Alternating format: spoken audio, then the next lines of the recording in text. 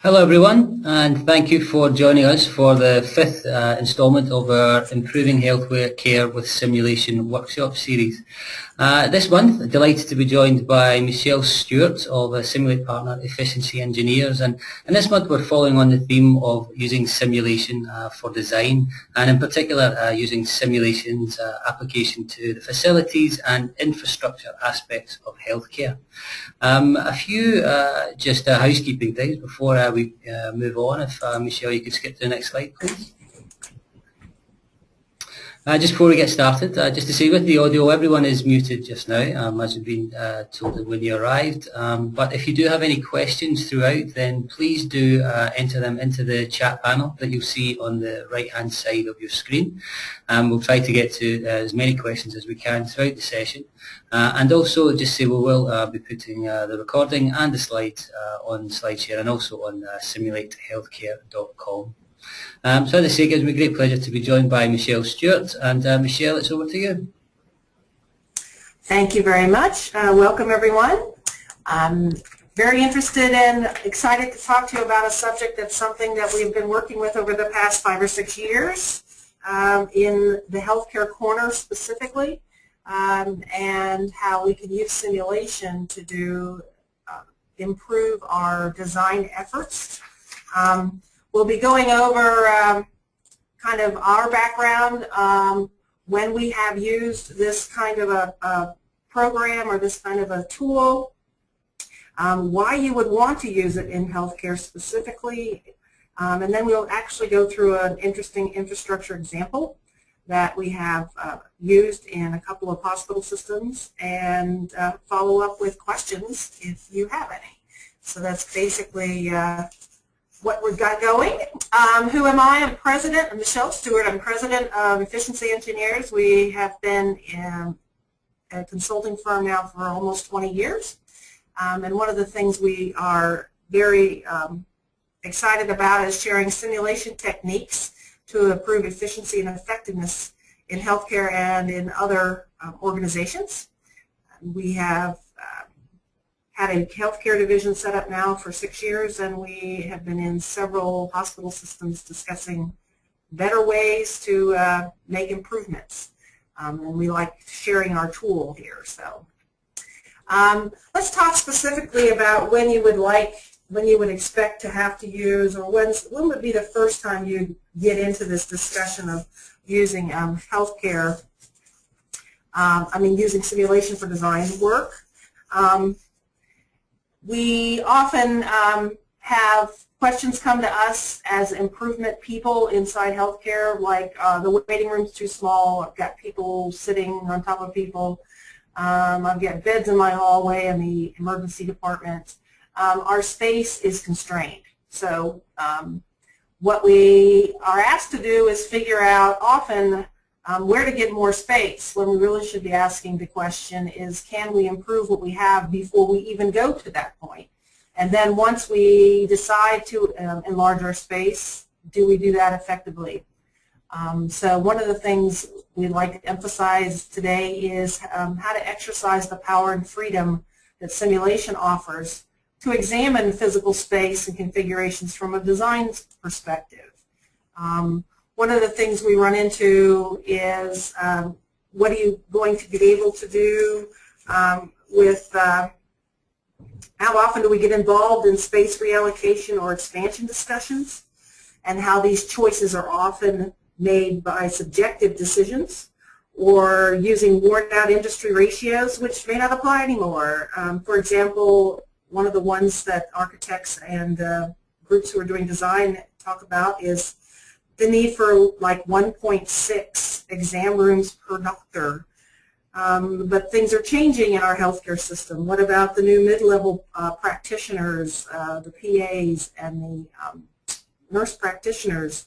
Are they included as a doc in that formula or not? So there's changes going on, and our systems are getting more and more complex. So we need to have a tool to help us do some of this design and development. We would use simulation for design in a couple of major areas here that we talk about. Experiment with physical layouts to see what the actual effects are. model a future space that does not yet exist and see if it is going to give us the result we are expecting. One of those problems we see in new development and new design is we have all this input from people in the space that are going to be in the space, but we're not driven from data about what kind of effect it's going to have for the processes in those spaces. So this is a great way to do that and make sure that our design is correct or the best we can get. Select the best of several alternatives. This allows an active choice, not a passive choice. You can actually run different sets of alternative designs and layouts and use data to drive some of the decisions. This is part of the area that we get into when we're doing design work that we don't often have is good, solid, clear data to help us make some of those decisions. And of course, the same thing is true when you're trying to modify your current process or space to see how much is really possible. So some specific applications that have been used in the past and things that we often run into in healthcare systems. Looking at your ED and you've got a space-constrained patient emergency room and you need to update your patient flow. Is there a way to make that move more smoothly? You have utilization problems. You have maximized the beds that are in inpatient, and how can we make things work more effectively to either keep the level of beds we have, or do we need to really expand, and how many beds do we need? A big question that comes across all the time. What is the actual number of beds we need to add? Anticipating downstream effects from an expanding OR. You expand the operating room. Everybody says we need 2 or 3 more ORs, but we don't realize how that will affect everything from inventory space to back to your bed requirements. And you're generating that many more inpatients. How does the rest of the system handle it? And of course, one of the biggest ones we deal with is you're restructuring a medical office because you have increased patient volumes. This is going to be very prevalent in the next few years with the aging of the population and the push with the Accountable Care Act to move people from inpatient to outpatient arenas for cost reasons. So we're going to see more and more of this design energy needed.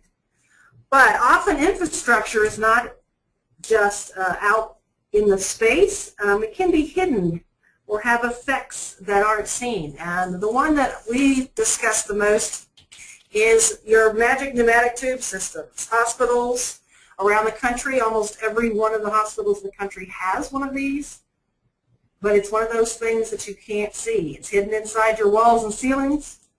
It has its own physical infrastructure, and we're going to discuss a little bit about that in a second. It's relatively fixed once it's installed as far as the physical layout. Very expensive to build and to relocate, so we need to get it right the first time. And if we want to make changes, we want to be able to optimize what we have right now before we make any physical changes, trying to delay the cost of the physical change and again, to try to make the best use of what we already have. As far as costs go, these systems can be very expensive, up to $1,000 a foot to install, and the stations themselves where we interact with them can be $2,000, $5,000, $10,000 a station. So it's not something you want to add on the fly or without having some deep understanding of when, where, and how. Why is design a concern in putting together something like a pneumatic tube system? Well, we have changing conditions and revisions going on all the time. Hospitals are in constant flux. Biggest thing that happens that impacts the pneumatic tube process is relocating different groups, different clinics, expansion of certain areas. One of the best ones is moving the lab to a different place because it's one of the heaviest users. The emergency room is another heavy user. So if you decide to relocate your emergency department, you need to remember that it's going to impact the effect across the entire pneumatic tube system for delivery times. And there's a very complex interaction of components that can make the performance unpredictable. It's not easy to see the effects, and that's the biggest reason you would want to use a simulation tool to have that variability and that complexity. And we want to look to optimize system performance even before we go into a full design. Let's talk a little bit about how pneumatic tube systems are built, just to give you an idea in case you don't know. They have three major components besides the carrier, which is the item you put your lab result, your lab specimen, your pharmaceutical, whatever in. You work with stations where you insert these carriers and select where you need to send it, and off it goes. They go into a diverter, which is basically a place where they're collected and then they're reassigned to different pipes. This is a physical pipe structure, so basically the blower is either pushing or pulling the carrier through the system. And you're only allowed to have one carrier working in each blower zone at a time. So you have multiple zones out there. We've seen as many as 15 to 20 different zones in one facility. And so you also have to connect between these zones, and there's an interzone pipe system. That's another resource that is something that often causes delay in delivery. The key quality check or quality metric in pneumatic tubes is how long does it take on average for an item to get from point A to point B. We only usually know that we even have a pneumatic tube system when things go wrong and there's large delays in getting stuff delivered.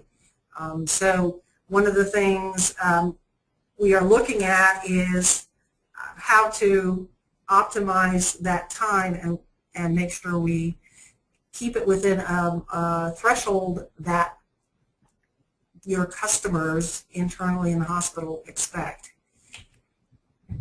There's a couple of system structure variations. If you have a PEVCO model, they use their interzone pipes as holding areas, because obviously if you can only move one carrier at a time, then you need to hold all the ones that are waiting. Swisslog Translogic Systems, which is the other major manufacturer, uses interzone pipes but also has a holding area station where it keeps everybody in a parking lot and then makes decisions on how and when to send them on.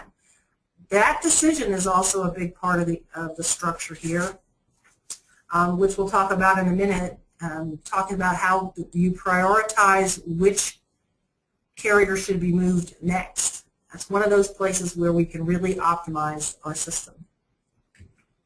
So in simulating, we have about 5 areas that simulation is especially effective when we're doing design work.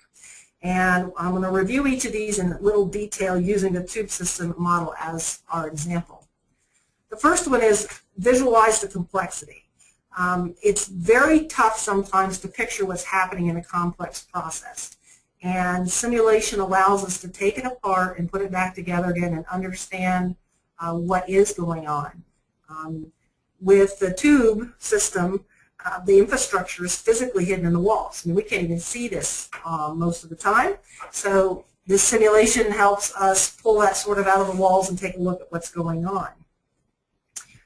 We also, the complexity in the shared resources that are going on in this system.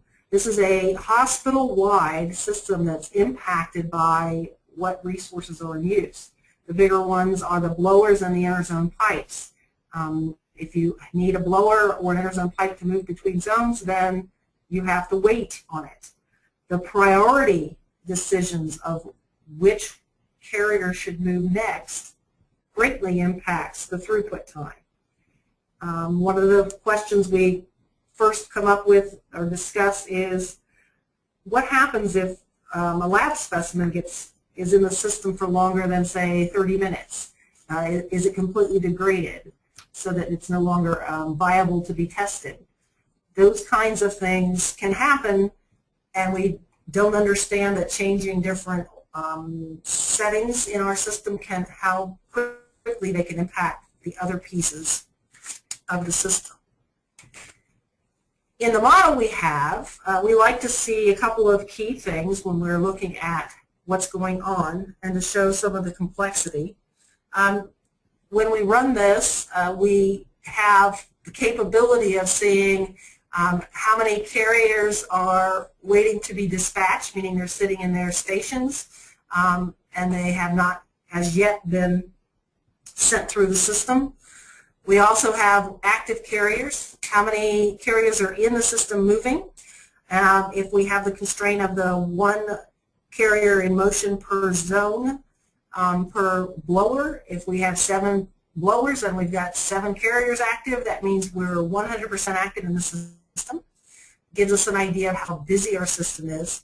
Then the other big one is how many carriers are waiting in our system, something that's important and impacts the throughput time. We can also see how busy we are based on how many transactions have been completed in the time frame we're working with, and what's the peak amount of dispatches that are waiting at any one time. So how many carriers are waiting in the system at a maximum? It's great to see this happen, so you can look and it's interactive and active, so you can see what's happening as things are going on. So it lets you see live system statistics and then generates detailed information for which we can get reports. And we'll talk about the reporting in a little bit more detail in a moment. The second element of this kind of a simulation for design is you can get it to fit like a glove. You can design it for the actual information that is available, whether it's you have a space, whether it's a configuration, whether it's a volume, set of volume information. You can model it as it exists if you're working from an existing startup point. Then you can optimize to that, and that's great because then you can, as we've said, reduce the need for expansion, etc. So it keeps the cost down. The way we do this fitting is that the model, you actually input raw, real data. You can use actual data as a parameter to load into the model, and we can use it to do all kinds of verifications or validations that the model represents the way things are today by taking a look to see what's going on with some of the key metrics. Like we said, the trip time seems to be one of the biggest ones. Then we can use it to see how we can expand or change those.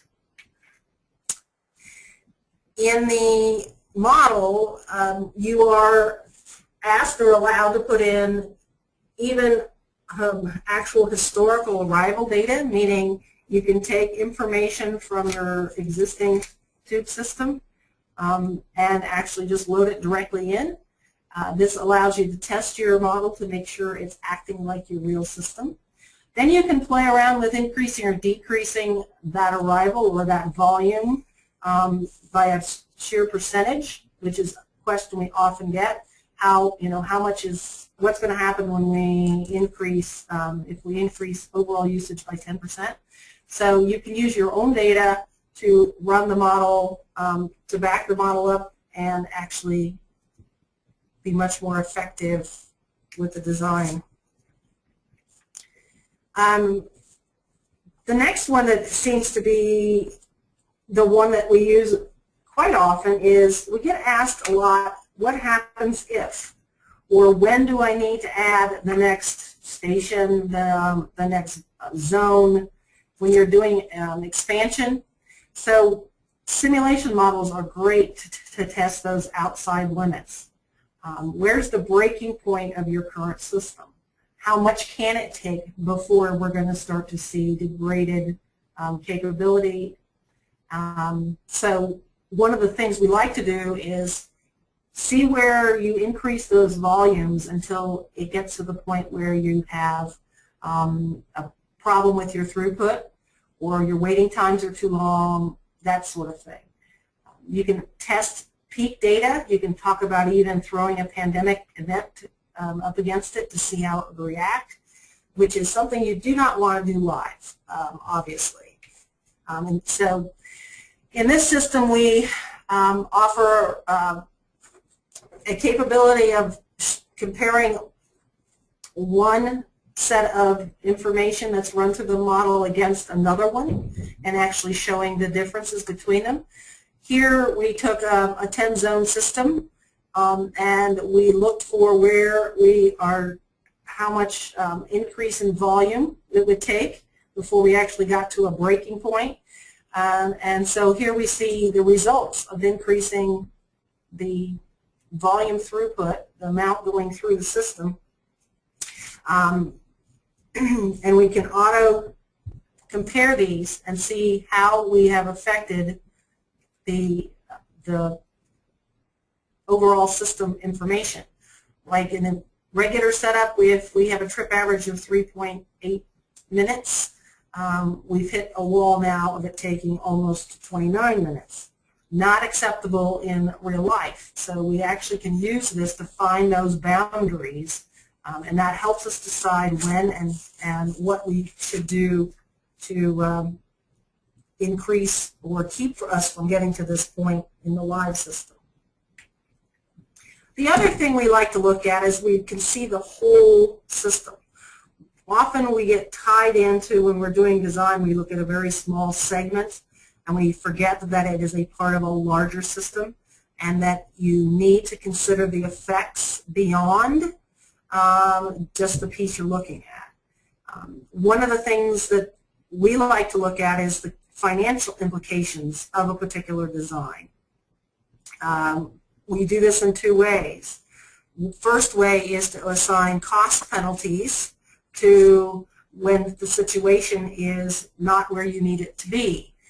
The way we handle that is we give a threshold for the maximum delivery time that's acceptable in the system, and then we tell the model how much penalty we want to charge for those when they do go over.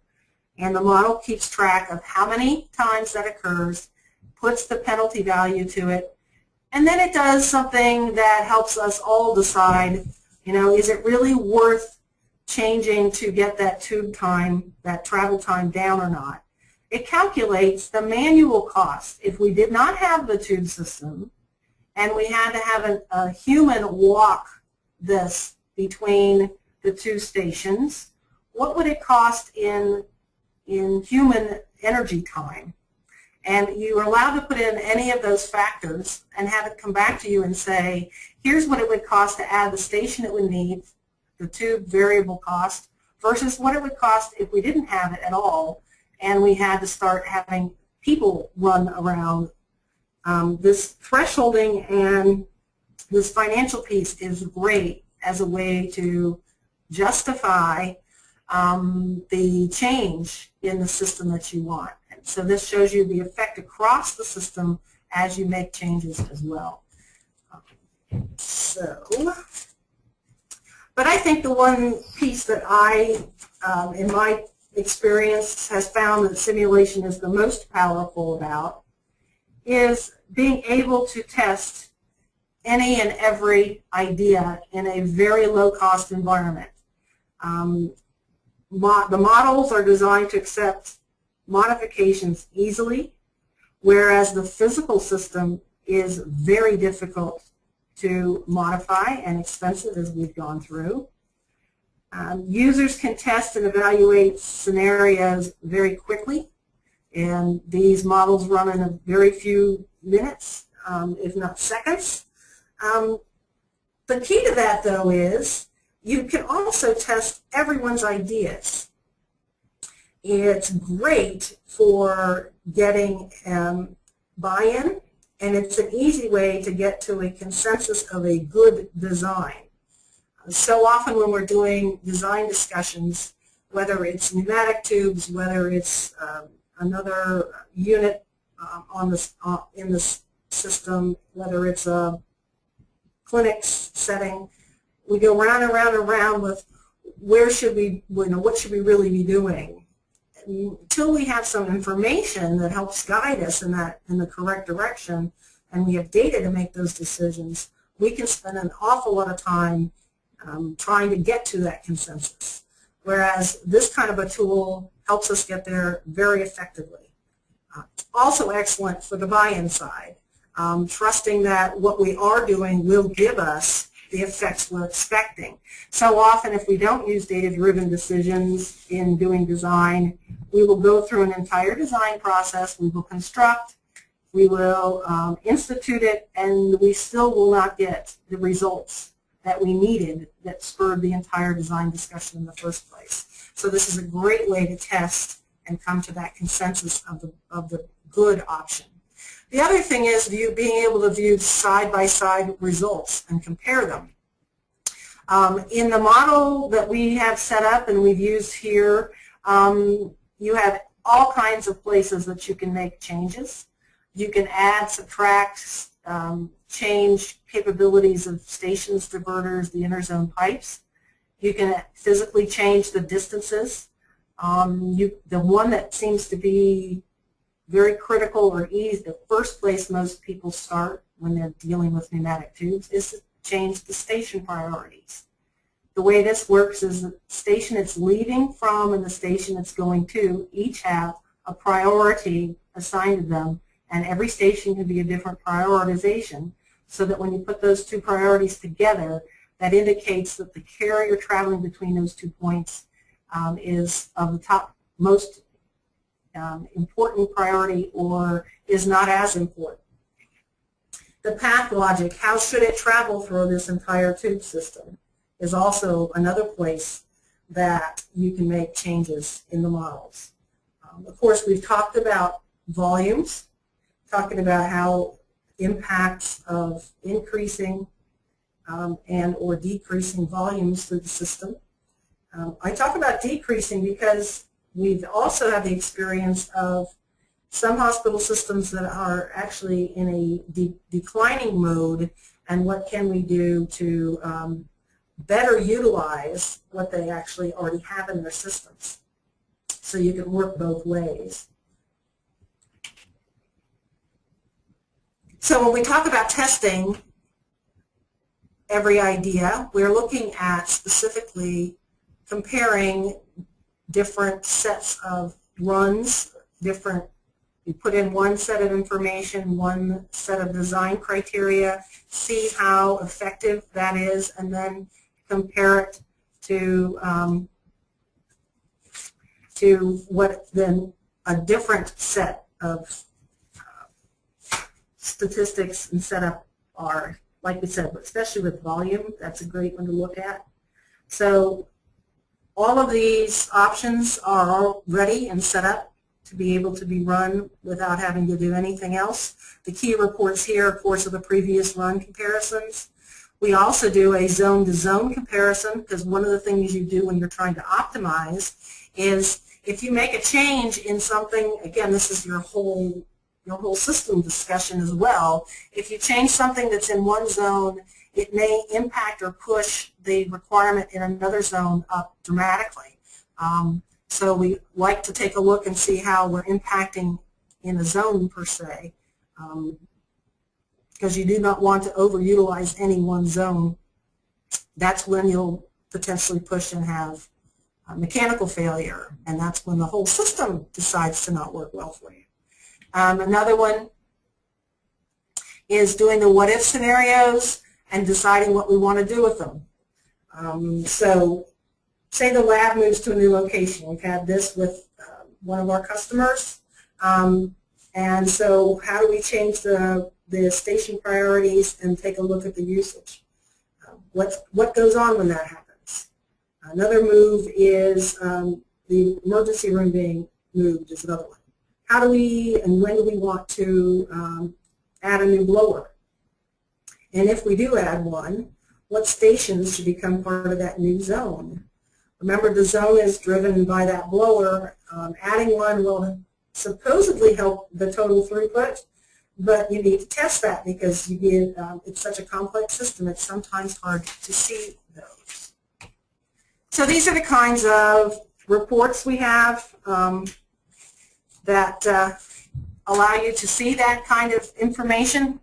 The top one we discussed before, the current to previous runs, lets you actually see all kinds of statistics that you would be asking yourself. Automatically gets generated. The difference and the percent difference between the two runs. One of the ones that you would use the most, of course, is the trip average. How has it affected the total time? Also looking to see what has caused the trip average to change. So we have different pieces in here. The actual travel time, because it could be that it travels a much longer distance because it goes through a different set of pipes. So, or you could also look at the waiting time, which is always a discussion. Is we have too much in the system, so it's all waiting. And then we can see what percent of the time things are traveling within their own zone or whether they have to go through to another zone, which means we have a lot of zone impact. Things are traveling a long distance around the system. Talking to the zone, we also have the zone report. Like I said, it's great to look and see what's going on historically and what the model is doing at this time, so we can actually see how we've affected the zone from current to updated model design. That helps us, like you said, we want to keep things on a fairly even keel when it comes to utilization. These systems have a very, very high utilization physically.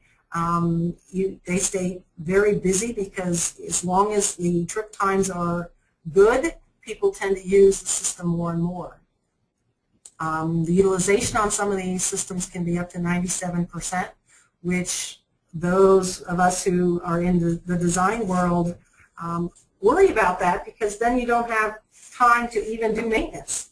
And these are physical mechanical systems. They're going to have some maintenance. So one of the things that we find that we use the modeling for in looking at pneumatic tubes is trying to actually reduce the utilization across these zones so that we do have a buffer for downtime and a chance to actually do some preventative maintenance so without impacting the total throughput time, which of course is the critical factor here. So in summary, we like to use the power of simulation to incorporate the variability so that we can get low cost and low risk spatial design. The complexity of the systems that we are now dealing with is much deeper than it used to be, and simulation really, really makes that an easier method to see what's going on. The models are robust, so we can put in unexpected changes and challenges and take a look and see how our system would respond to those. That's something we very much should be doing given the variability and the changes going on in our healthcare system. And really, you can only gain insight using simulation in this method that you can't do anywhere else.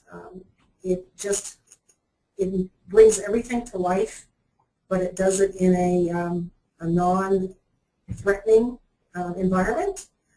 You can play with this all you want and get to see what will happen out in real life without having any impact on patient care to get to that level of optimization. So it's great for doing all that testing and making some decisions before you actually put it in action.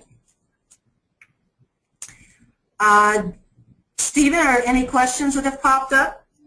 Yeah, certainly there are. Thanks for that, Michelle. Really, really interesting presentation and a lot of good points. And we have some questions on some of the detail which we want to get to in a little bit. But I mean, first off, we're obviously a really interesting application of simulation. So what first caused the client to come on, and what was the problem they were trying to solve initially?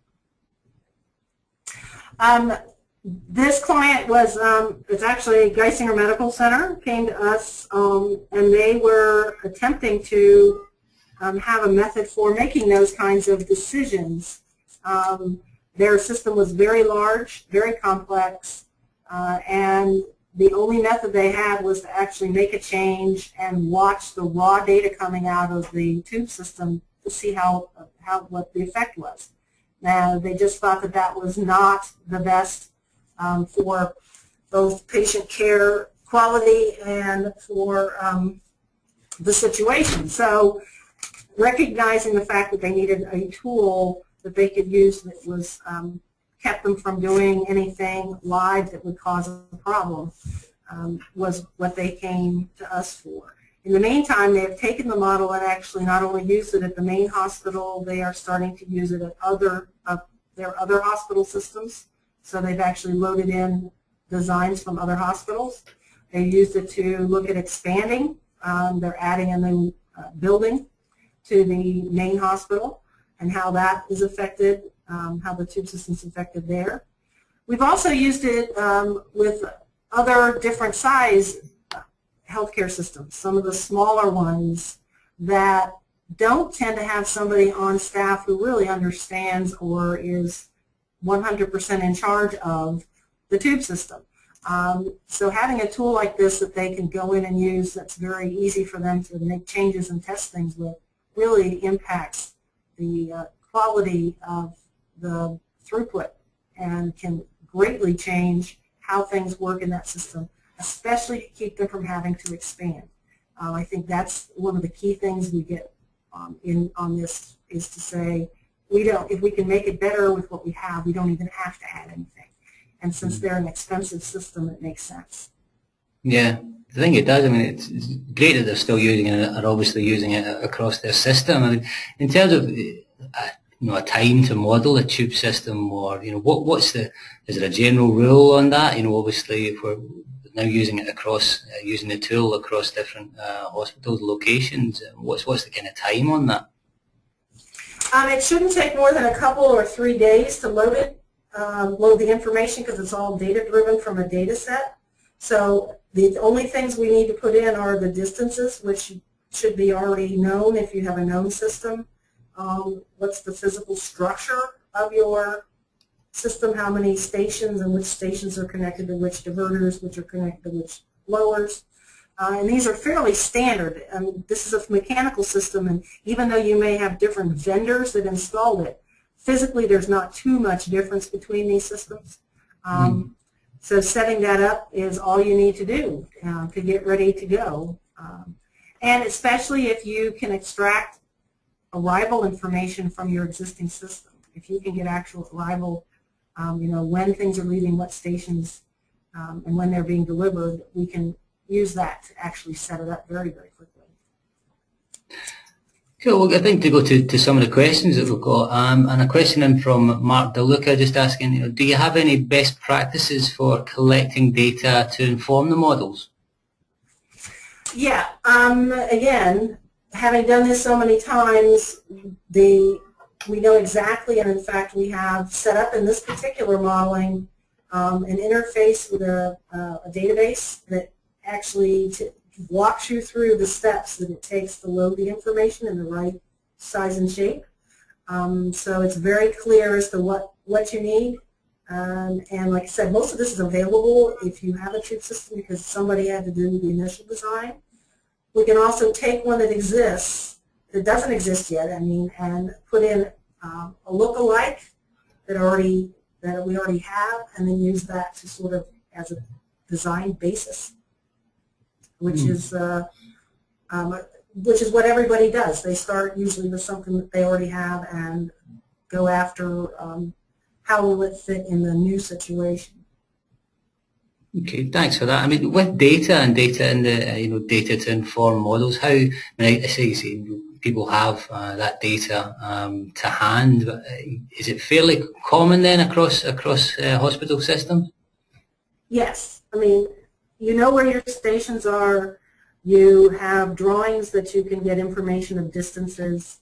Hmm. The very basic structure stuff is pretty straightforward. If you go in and talk to somebody who is the one who's in charge of maintaining these systems, which generally is somebody very deep in the facilities structure, it's usually some tech guy down in the basement somewhere that listens for when the alarms go off, meaning that there's a carrier block somewhere, things like that. Hmm. But usually right up on the wall is the design of the physical structure of the system. So it's pretty straightforward to just take that and convert it into the information you need to run the model itself.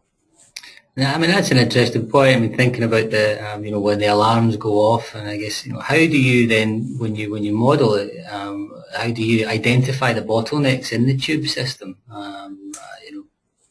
The easiest way is to do what we do when we look at looking at utilization. That usually tells us there's issues. If you have a very high utilization of a particular zone, then there's an issue there. The model is flexible enough to put in information around capability, like effectiveness of the diverters, effectiveness of the stations. So you can actually put efficiency factors in to see. If you want to see how your system may degrade over time, you can do different sets of runs with efficiencies as they decrease and see when you hit a breaking point again, when is it going to get to the point where it's really going to affect the entire system's throughput time. So there's all methods like that we can use to see where the bottlenecks are. I mean that makes sense. Oh, sorry, go on, Michelle. There's besides the summary reports we showed here today, there is all of the data is collected for every single movement of every carrier in the system, so we can extract out extremely detailed reporting of what is going on where. One of the things I like to use also is that threshold report, where we put in the threshold of the throughput time and go back in and look at the specific ones that processed through that were over that threshold, and those will almost always show us an area that we could look to doing some improvement. Okay, thanks for that. I mean, just maybe one or two last questions here, and one question that's come in asking, how do you model the empty carrier movements in the system? You mean the return carriers? Yeah. This is what they're talking about. They're modeled exactly the same way. They're put in as a different code type. Because I know what the question is a lot of places do not use the tube system to return empties. Instead, they have somebody physically pick up and return empties because they want to make sure that the empties go back to the right place. So there are ways to keep track of the type of carrier that's in the system so that we can identify what percentage of the time the empties are going through. There are different ways to prioritize an empty versus a full. That right now a lot of your physical systems do not even have that capability. So one of the things we've been actually working with one of the vendors to see if we can help them based on the information we're collecting using this modeling tool out in the real space to come up with better methodologies and better algorithms for deciding when and where and how to do the path logic. Brilliant. So. Excellent. Okay. Well, thanks for that. I mean, it's such an interesting application of simulation, as we said, and thank you for presenting it. I mean, what other stuff are you doing at Efficiency Engineers, in terms of how else are you using simulation and design, and what are you working on right now? Well, we've used simulation quite often in actually doing physical layout design. The old infamous questions about how many people are really going to wait in my waiting room at any certain time, so I make sure my waiting room design's the right size. So we do that quite often.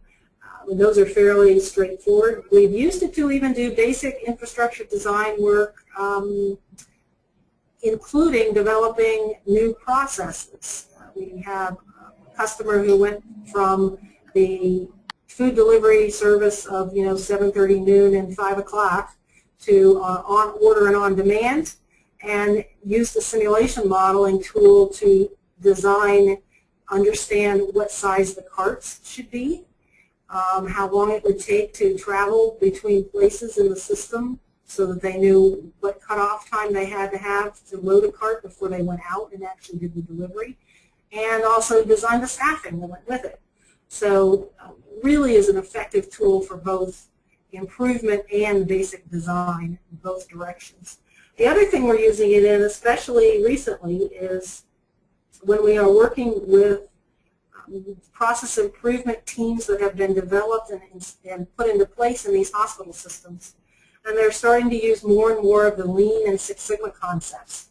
Simulation helps, adds to that Lean toolkit by allowing you to go beyond what anyone can normally see in a straight value stream map or in other tools that we use in Lean.